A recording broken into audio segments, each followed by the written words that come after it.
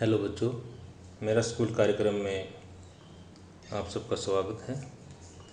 आज के वीडियो में हम कक्षा 12वीं के बच्चों की हिंदी की कविता कैमरे में बंद अपाहिज को पढ़ेंगे। इसके कवि हैं रघुवीर सहाय। इस कविता में कवि ये बताते हैं कि किस तरह से आज का मीडिया, आज के पत्रकार संवेदनहीन हो गए हैं। उनकी संवेदनहीनता पर व्यंग्य किया है कवि ने कि कैसे वो एक अपाहिज व्यक्ति का मजाक उड़ाते हैं, किस प्रकार उससे प्रश्न पूछे जाते हैं जिनका जवाब वो दे नहीं पाता बल्कि रो पड़ता है। उसके माध्यम से कैसे मीडिया वाले अपने कार्यक्रम को सफल बनाना चाहते हैं, केवल वे अपने कार्यक्रम की सफलता देखते हैं। उस अपाहिज मन पर क्या बीत रही है, वो कैसा महसूस कर रहा है, उसकी पीड़ा से उसे कोई लेना देना नहीं है। तो इस तरह से मीडिया की संवेदनहीनता को इसमें प्रकट किया गया है और अंत में कवि ने ये समझाना भी चाहा है कि हमें दूसरों की पीड़ा को समझना चाहिए और उनके प्रति संवेदना और सहानुभूति रखनी चाहिए। तो चलिए इसकी व्याख्या पर आते हैं। पहला पद्यांश देखिए। हम दूरदर्शन पर बोलेंगे, हम समर्थ शक्तिवान, हम एक दुर्बल को लाएंगे एक बंद कमरे में, उससे पूछेंगे तो आप क्या अपाहिज हैं, तो आप क्यों अपाहिज हैं, आपका अपाहिजपन तो दुख देता होगा, देता है, हाँ तो बताइए आपका दुख क्या है, जल्दी बताइए वह दुख बताइए, बता नहीं पाएगा। तो इसके प्रसंग में हम ये कह सकते हैं कि इस कविता में दूरदर्शन की संवेदनहीनता को कवि ने प्रकट किया है। और क्या कहा है, हम दूरदर्शन पर बोलेंगे, हम समर्थ शक्तिवान। देखिए इसमें कवि दूरदर्शन के एक पत्रकार की संवेदनहीनता को प्रकट करने के लिए उसे ही एक पात्र के रूप में कविता में पेश करता है। एक पत्रकार को ही एक पात्र के रूप में कवि अपनी कविता में पेश करता है और कहता है कि हम दूरदर्शन पर बोलेंगे, हम समर्थ शक्तिवान। पत्रकार कहता है कि हम दूरदर्शन पर एक कार्यक्रम पेश करते हुए बोलेंगे कि पत्रकारिता के कारण हम सबसे ताकतवर लोग हैं, हम सबसे समर्थ लोग हैं। यानी कि हम दूरदर्शन पर बोलेंगे, वो पत्रकार कह रहा है। पत्रकार को एक पात्र की तरह इसमें पेश किया गया है और वो पत्रकार क्या कहता है फिर कि हम दूरदर्शन पर एक कार्यक्रम पेश करेंगे, उसमें हम बोलेंगे कि हम सबसे समर्थ लोग हैं, सबसे ताकतवर लोग हैं, हम एक दुर्बल को लाएंगे एक बंद कमरे में। कहता है कि हम अपने कार्यक्रम को सफल बनाने के लिए एक कमज़ोर व्यक्ति को लेके आएंगे एक बंद कमरे में जिसमें कोई नहीं होगा, पत्रकार और वो कमज़ोर व्यक्ति ही होगा सिर्फ, और उससे पूछेंगे तो आप क्या अपाहिज हैं। कहते हैं वो कमज़ोर निर्बल व्यक्ति अपाहिज होगा और फिर उससे हम ये सवाल पूछेंगे क्या कि आप अपाहिज हैं। उस अपाहिज से ही हम ये सवाल पूछेंगे क्या आप अपाहिज हैं, आप अपंग हैं, तो आप क्यों अपाहिज हैं। फिर उससे अगला क्वेश्चन करते हैं कि आप अपाहिज हैं तो क्यों अपाहिज हैं। देखिए कैसा प्रश्न पूछते हैं कि आप अपाहिज क्यों हैं। तो इस तरह के प्रश्नों का उसके पास कोई जवाब नहीं होता। फिर आगे क्या कहते हैं कि आपका अपाहिजपन तो दुख देता होगा, देता है, प्रश्नवाचक चिन्ह इसने पीछे, कि आपका अपाहिजपन तो दुख देता होगा, देता है। उससे ये प्रश्न पूछते हैं आगे फिर कि आपका अपाहिजपन आपको पीड़ा पहुंचाता होगा, आपको तकलीफ़ देता होगा, दुख देता होगा, देता है ना। वो बेचारा अपाहिज कुछ नहीं बोल पाता। फिर क्या कहता है वो, लेकिन कवि ने फिर ब्रैकेट में कहा है कि कैमरा दिखाओ, इसे बड़ा करो।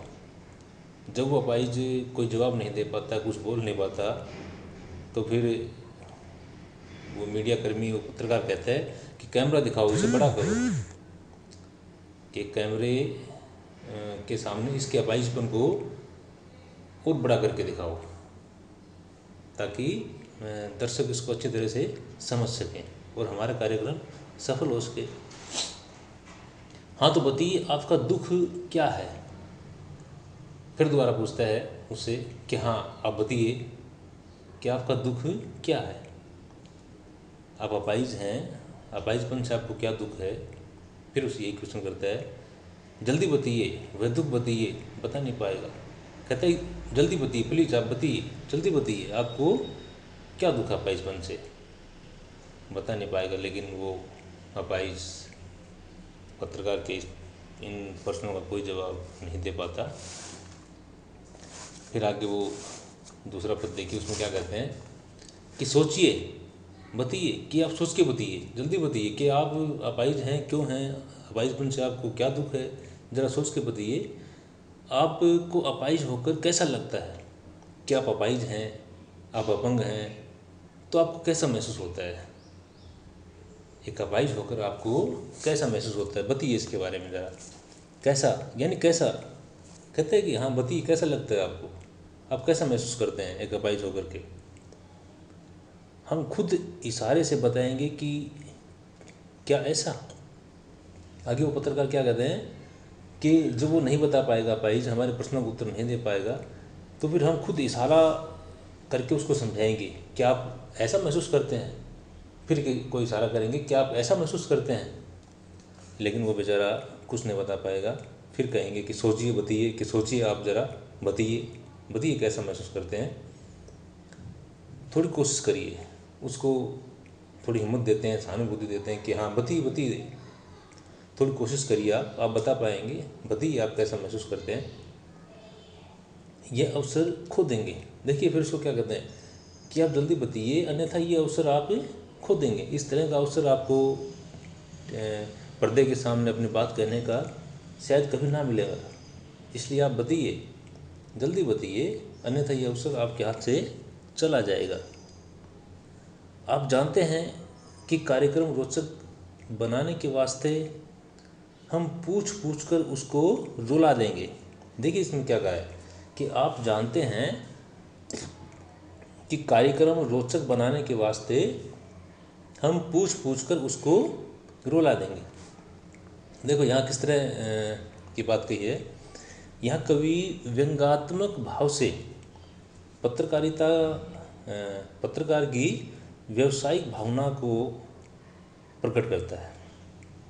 एक व्यंग के तरीके से या व्यंग्यात्मक भाव से जो पत्रकार है उसकी व्यावसायिक भावना को प्रकट करता हुआ कवि कहता है कि आप जानते हैं कि कार्यक्रम रोचक बनाने के वास्ते हम पूछ पूछ कर उसको रुला देंगे। कि आप ये जानते हैं, क्या कहता है कवि, कि आप ये जानते हैं कि हम अपने कार्यक्रम को सफल बनाने के लिए हम उस अपाहिज से बार बार प्रश्न पूछेंगे, और ऐसा करने से संभवतः वो रोने लगेगा, उसको रुला देंगे हम। व्यंग्यात्मक भाव में कवि कहता है उन पत्रकारों को कि आप ये अच्छी तरह जानते हैं कि आप अपने कार्यक्रम को सफल बनाने के वास्ते ऐसा करेंगे, आप उससे बार बार प्रश्न पूछेंगे और आप उसको इस तरह से विवश कर देंगे कि वो रोने लगे, और ताकि आपका कार्यक्रम सफल बने।